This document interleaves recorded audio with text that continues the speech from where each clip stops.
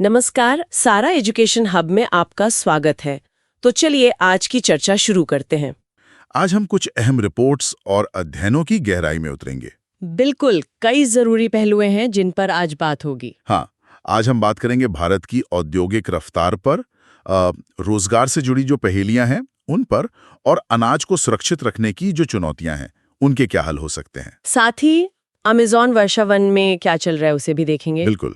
और 2 अक्टूबर को जन्मे 2 महापुरुषों महात्मा गांधी और लाल बहादुर शास्त्री, उनकी विरासत को भी याद करेंगे। हाँ, और अंतर्राष्ट्रीय कानूनी सहयोग मतलब वो MLAT और इलेक्ट्रॉनिक्स मैन्युफैक्चरिंग स्कीम पर भी बात होगी। सही कहा।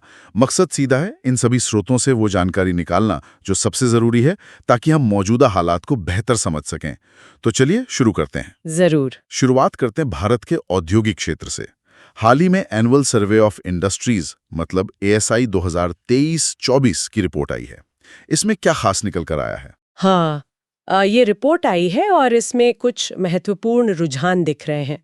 सबसे ध्यान खींचने वाली बात है ग्रॉस वैल्यू एडेड यानी GVA में करीब 12% की बढ़ोतरी।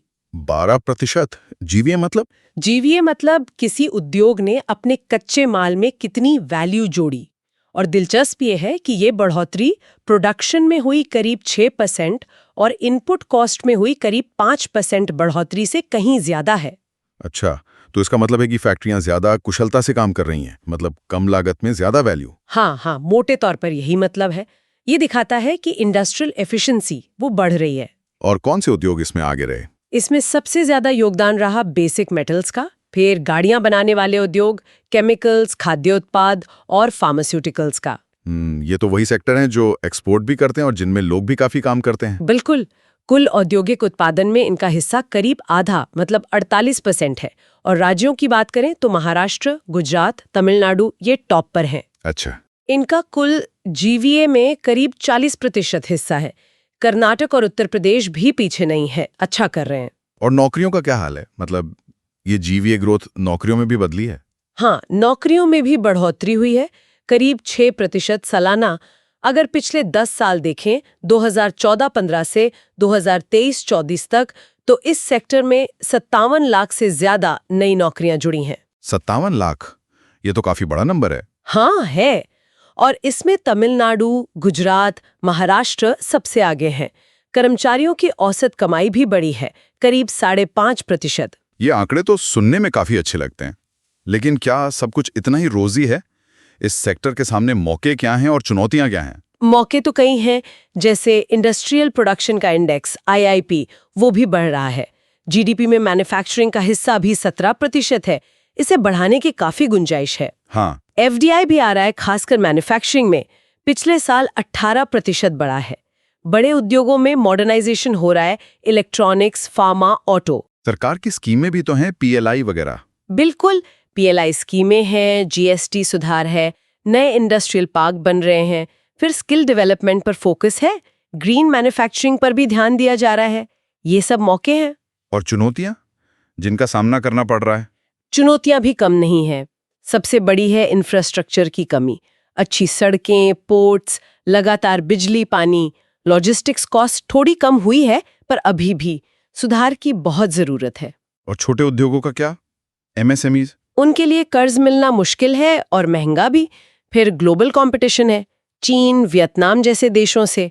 नई टेक्नोलॉजी, इंडस्ट्री 4.0, उसे अपनाने में हम थोड़े पीछे हैं, खासकर छोटे उद्योग। रिसर्च और डिजाइन, R&D, उसमें हम अभी भी कमजोर हैं। व्यापार से जुड़ी भी कुछ दिक्कतें होंगी शायद, जैसे टैरिफ वगैरह। हाँ बिल्कुल, दूसरे देशों के नॉन टैरिफ बैरियर है, मतलब व्यापार में रुकावट डालने वाले नियम। FTAs को लेकर थोड़ी सावधानी है। अमेरिका जैसे देशों के टैरिफ भी चिंता का विषय हैं। और स्किल गैप की बात भी आपने कही थी पहले। हाँ, वो एक बहुत बड़ी चुनौती है। हमारे सिर्फ करीब 5% कामगारों के पास फॉर्मल ट्रेनिंग है। और आखिर में वो पर्यावरण वाले नए नियम, जैसे यूरोप का CBM और कार्बन उत्सर्जन कम करने की लागत, ये सब उत्पादन को महंगा बना सकते हैं। सही बात है।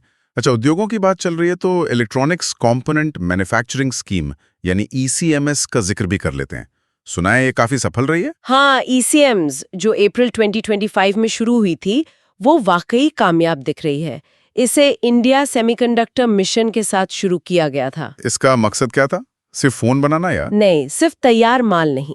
मकसद था कि फोन, टीवी वगैरह के अंदर लगने वाले जो छोटे पुर्जे हैं, कंपोनेंट्स, वो भी यहीं बने। इससे देश में ही ज्यादा वैल्यू जोड़ेगी, जिसे डीवीए कहते हैं, और हमारी कंपनियां ग्लोबल सप्लाई चेन का हिस्सा बन पाएंगी। अच्छा, और निवेश और नौकरियों पर क्या असर हुआ इसका? इसने अपने लक्ष्य से लगभग 2 गुना निवेश खींचा है। और खास बात यह है कि इसमें 60% हिस्सेदारी एमएसएमईज की है। ये तो बहुत अच्छा है। हाँ, और अनुमान है कि इससे करीब 1.5 लाख सीधी नौकरियां पैदा होंगी। ये योजना 6 साल चलेगी और कंपनियों को इंसेंटिव मिलते हैं उनके टर्नओवर या निवेश के आधार पर, और कुछ हिस्सा इस पर भी निर्भर करता है कि वो कितनी नौकरियां पैदा करते हैं। ये इसलिए महत्वपूर्ण है क्योंकि इलेक्ट्रॉनिक्स आज भारत का तीसरा सबसे बड़ा एक्सपोर्ट सेक्टर है और हम दुनिया के दूसरे सबसे बड़े मोबाइल फोन निर्माता हैं। सरकार का लक्ष्य है 2030-31 तक $500 अरब का इलेक्ट्रॉनिक्स मैन्युफैक्चरिंग इकोसिस्टम बनाना। $500 अरब? हाँ, और ईसीएमएस, पीएलआई और सेमीकंडक्टर योजनाओं के साथ मिलकर इस लक्ष्य को पाने में एक अहम भूमिका निभाएगी। तो एक तरफ तो ये उद्योगों में, इलेक्ट्रॉनिक्स में तरक्की दिख रही है, निवेश आ रहा है, जीवीए बढ़ रहा है, लेकिन दूसरी तरफ जब हम रोजगार की बात करते हैं तो लगता है जैसे कोई पहेली है जो सुलझ नहीं रही। एक बड़ी ग्लोबल फाइनेंस कंपनी का कहना है कि भारत को अगर अपने करोड़ों युवाओं के लिए अच्छी नौकरियां पैदा करनी है और जो लोग अंडर एम्प्लॉयड हैं उनकी हालत सुधारनी है, तो अर्थव्यवस्था को करीब 12% की रफ्तार से बढ़ना होगा। 12%? हाँ, जबकि रिजर्व बैंक का अनुमान इस साल के लिए कितना है? सिर्फ 6.5%।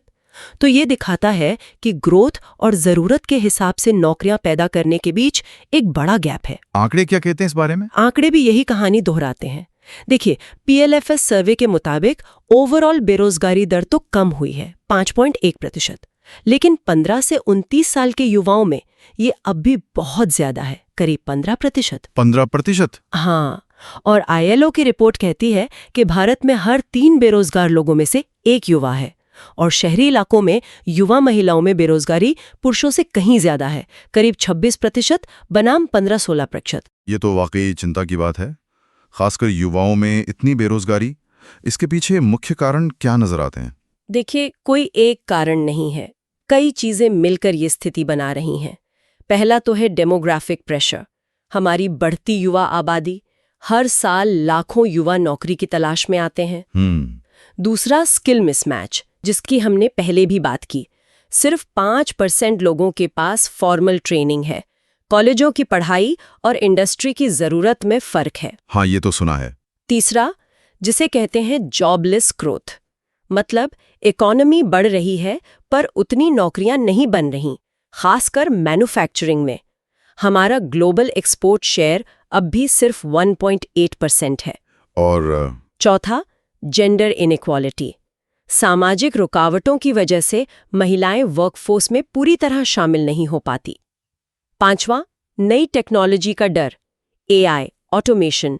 वर्ल्ड बैंक का अनुमान है कि भारत में करीब 69% नौकरियों पर खतरा मंडरा रहा है। उफ, 69%? हाँ, और छठा कारण है खेती पर बहुत ज्यादा निर्भरता। आज भी करीब 46% लोग खेती से जुड़े हैं, जहां ज्यादातर काम मौसमी होता है, कमाई कम होती है। इस बेरोजगारी का असर क्या होता है, मतलब अर्थव्यवस्था और समाज पर? असर बहुत गहरा होता है। अर्थव्यवस्था सुस्त पड़ती है।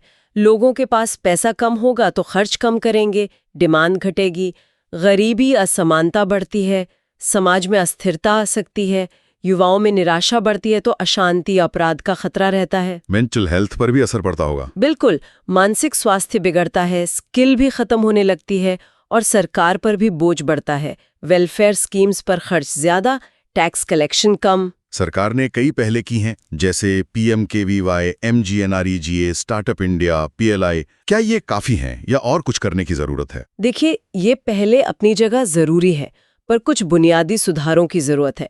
पहला, हमें लेबर इंटेंसिव मैन्युफैक्चरिंग पर ज्यादा फोकस करना होगा, जैसे कपड़ा, चमड़ा, फूड प्रोसेसिंग, जिनमें ज्यादा लोगों को काम मिल सके। दूसरा, स्किल गैप को भरना होगा।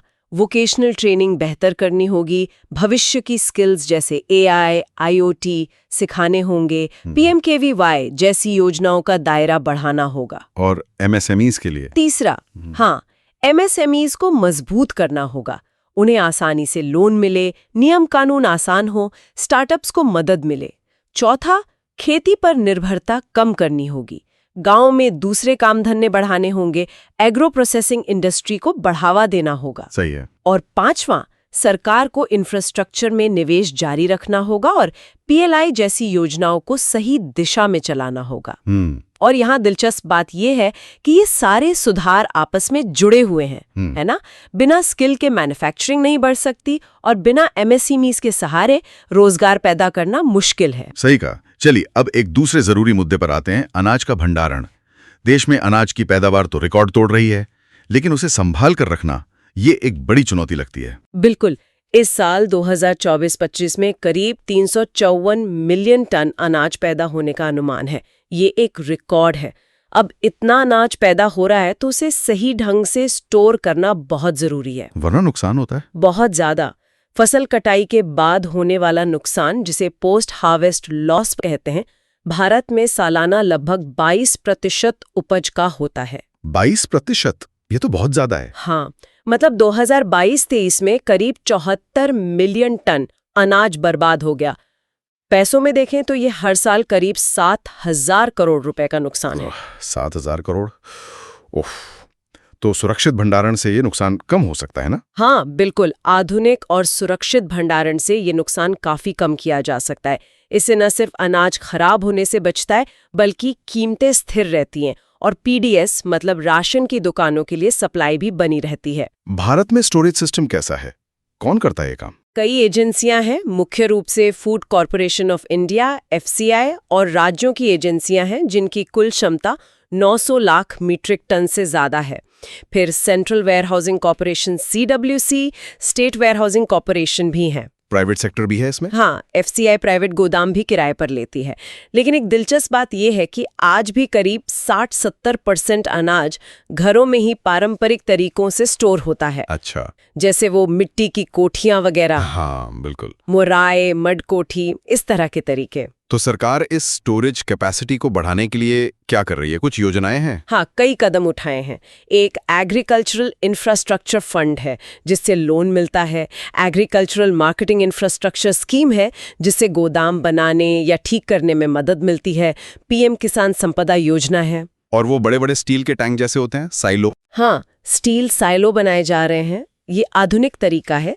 प्राइवेट कंपनियों को लाने के लिए PG स्कीम है और लगभग 63,000 पैक्स मतलब सहकारी समितियों का कंप्यूटरीकरण किया जा रहा है। लेकिन फिर भी चुनौतियां तो होंगी, खासकर वो खुले में अनाज रखने वाली बात जो सुनते हैं, CAP स्टोरेज। हाँ, चुनौतियां अभी भी हैं।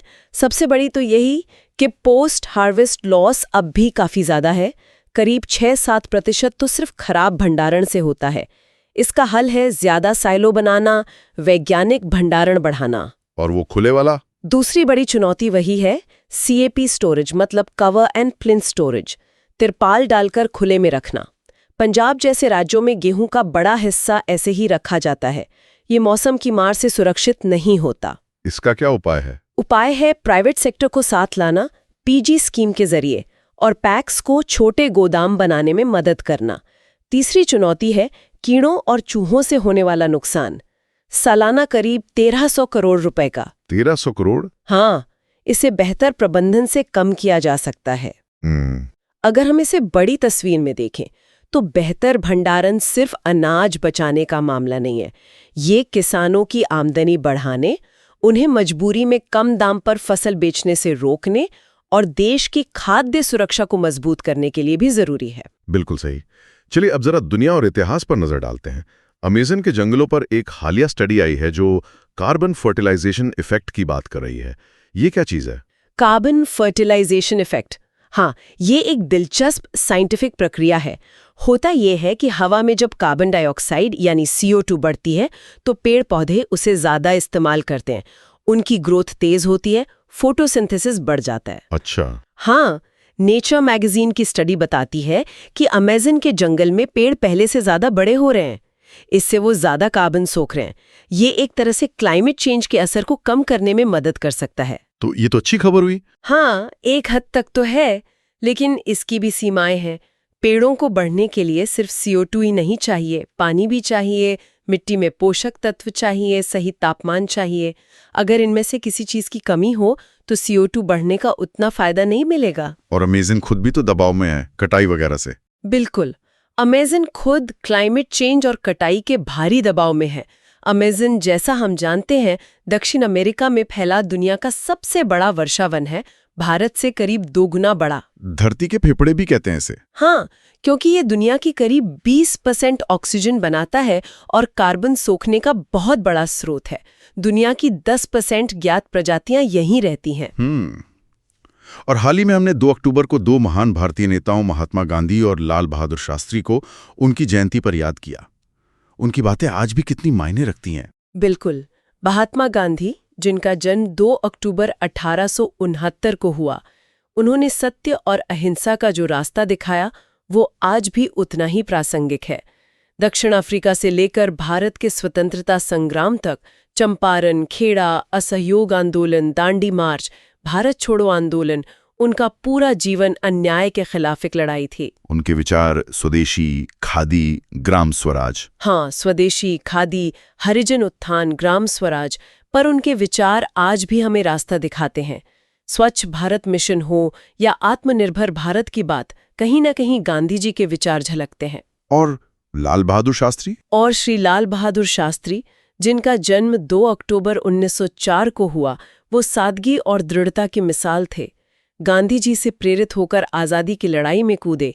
रेल मंत्री के तौर पर दुर्घटना की नैतिक जिम्मेदारी लेते हुए उनका इस्तीफा, वो आज भी एक मिसाल है। हाँ, वो किस्सा तो बहुत मशहूर है। बिल्कुल। और प्रधानमंत्री के रूप में 1965 के युद्ध में उनका नेतृत्व और जय जवान जय किसान का नारा, ये देश कभी नहीं भूल सकता।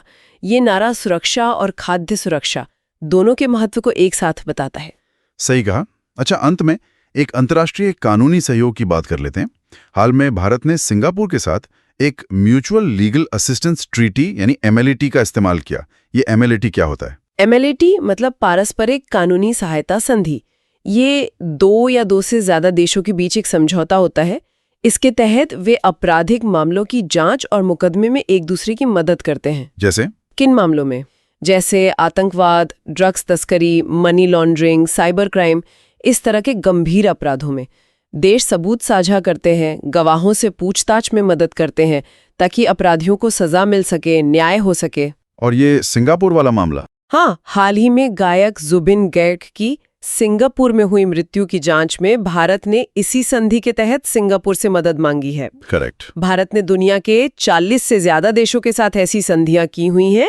ये दिखाता है कि आज की दुनिया में अपराध से लड़ने के लिए इंटरनेशनल कोऑपरेशन कितना जरूरी है। सही बात है। तो आज हमने भारत के औद्योगिक विकास और रोजगार की चुनौतियों पर बात की, अनाज भंडारण की अहमियत समझी, अमेज़न के जंगलों की स्थिति देखी, गांधी शास्त्री की विरासत को याद किया और अंतर्राष्ट्रीय कानूनी मदद जैसे कई अलग अलग पहलुओं पर गौर किया। इन सबको मिलाकर क्या तस्वीर उभरती है? तस्वीर ये उभरती है कि भारत एक बड़े और कह सकते हैं कि जटिल बदलाव के दौर से गुजर रहा है।